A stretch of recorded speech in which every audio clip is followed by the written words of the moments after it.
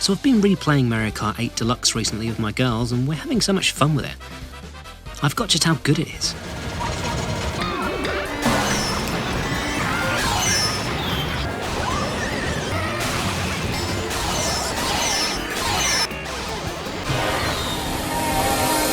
I really tried to not pay attention to the animation so I could just, focus and enjoy myself. But alas, there I was, pointing out how the effects animation of certain stunts was at a lower frame rate when viewed in slow motion compared to the tweened motion of the character models to a particularly disinterested 4-year-old. So here we are. I could have structured this video as a history of how these animations have changed since the first Mario Kart, but, I didn't. I didn't have time to this time around, unfortunately. Just a bit of a quick one, this. Maybe that'll come later. Maybe I'll do a general overview of kart racing animations. I just want to kick a can around and chat about things I noticed and liked and discuss how it all might work. For instance, I love that there's an animation for reversing, which you might not ever see if you play the game for any amount of time, because when would you ever need to reverse in Mario Kart? Wait, don't characters hold items in that hand? What happens when you have an item and a nice easy fix there. I mean, not only do you reverse, but you twist and turn depending if you're steering as you do so. I mean, that might sound like, yeah, of course that's what you do, but they didn't need to do that for the reversing animation, though it may just be a byproduct of what we'll be discussing soon. These sorts of things get me thinking, because there are 42 different characters in Mario Kart 8 Deluxe. Does that mean there are 42 variants of the same animation for each character? Perhaps not, because you could group together certain types of animations depending on the weight and personality of the character, such as the Koopa Kids all having similar animations for idols, stunts and winning. But I mean, there's still an insane amount of animations for this game. Each character has an animation for whether they're steering in a traditional kart, on a quad bike or on a motorbike. Each of them needs to be able to hold and use items while driving, while steering, while gliding. They all need damage reaction animations, they all need boosting reactions, they all need taunt animations, they all need drifting animations. They need that animation when they've been picked, they need idle animations. I mean, these all begin to rack up into the hundreds and hundreds. Well, it's actually probably not as daunting and as crazy as it sounds. I mean, it is, absolutely. This would have taken many human hours. But not every movement is a bespoke animation that's done fresh each time. These are all character models that have internal skeletons called a rig. So let's have a look at how each character is possibly rigged and see which pieces move at which point. It seems like that main right driving hand is anchored to the steering mechanism unless doing stunts and taking a hit and such. And even then a lot of characters keep hold when doing a stunt. The body leans during corners, turns during taunts and stunts, and raises to use certain items, but only as far as it can while that right hand is anchored. The head will look at nearby racers, something which has always been a thing, independently of anything else happening, and you get the eyes moving about too. The other hand will hold and use certain items, like shells, banana peels and fireballs. The legs will straighten so the body can stand during certain actions, and the whole rig shuffles about when landing and bouncing and performing stunts. There's also additional movement from things like hair and loose clothing that will blow in the wind and respond accordingly to vehicle movement. Once you begin to see how these character models are rigged, you'll begin to understand that there's surprisingly little for each of the individual pieces to do during gameplay. But all of their individual movements begin to build a bigger, more coherent animation. I don't actually work with 3D in game development, so I'm not super clued in on the 3D pipeline, but from what I do understand with models is that you can probably reuse a rig that's been fitted for a particular size character, so the animations can also be reused.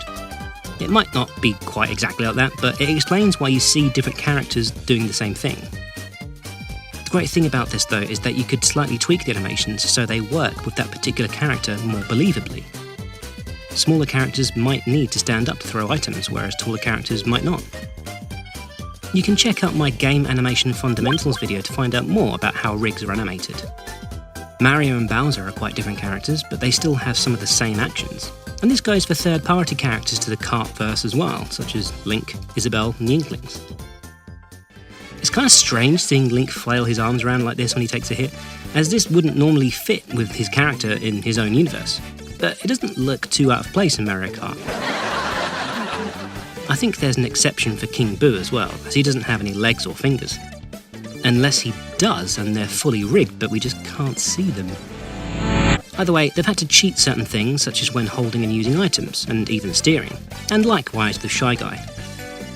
Speaking of cheating when holding items, slowing down the footage reveals how certain items behave when being held, hidden, or used. Items tend to either disappear and reappear from their current place to the desired place, simply move through space to the desired place, or shrink in and out. Nothing particularly fancy. I mean, nothing as fancy as juggling in Double Dash, for instance. No, you said you weren't going to do a history lesson.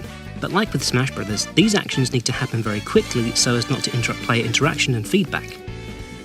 How these characters feel when playing is the priority, and no animation should get in the way of how quickly these characters respond. Unless it's intentional, like when being hit. You can see this when rapid firing certain items like fireballs and shell groups. As soon as you press that button, it's usually a case of the item initiating, and the animation begins almost partway through, and we mostly see the follow-through part of the character animation, and miss the anticipation while the item has already released. And further button presses will just restart the animation almost immediately, even missing it out entirely. So let me get back to this point. Each character has an animation for whether they're steering in a traditional kart, on a quad bike, or on a motorbike. So yeah, each character needs 3 types of animations for being on a kart, quad, or bike. But if you're a bit of a player of Mario Kart, you'll be very aware that there are around 37 different vehicles which all have slightly differing sizes.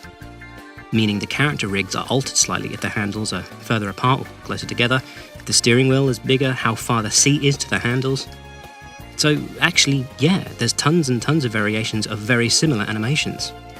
Reiterating the point that copied rigs was very much the way to go here, and even that simply saves redoing the same animation again. There's still hundreds and hundreds of tweaks to be made to all those models. I mean, we have to consider how huge characters sit in smaller karts and quads and bikes, and how they move compared to tiny characters. They do resize the karts depending on the weight and size of the character, and you know what?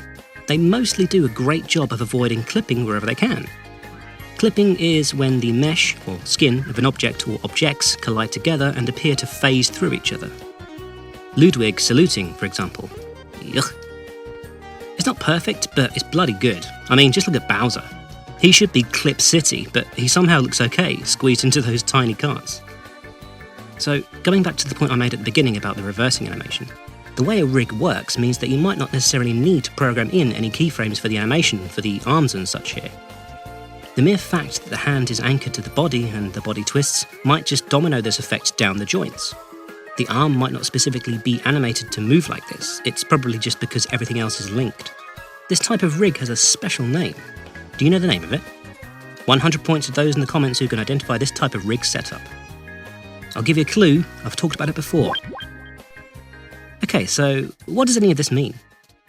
I don't know if you've ever seen any of these videos where the creator modifies the character models to remove certain animations. They're funny, but they're actually a good example of how things look when you simply remove a certain type of movement from something. Mario doesn't have to show victory when knocking an opponent. Luigi doesn't have to pretend to fall off his cart when jumping off a ramp.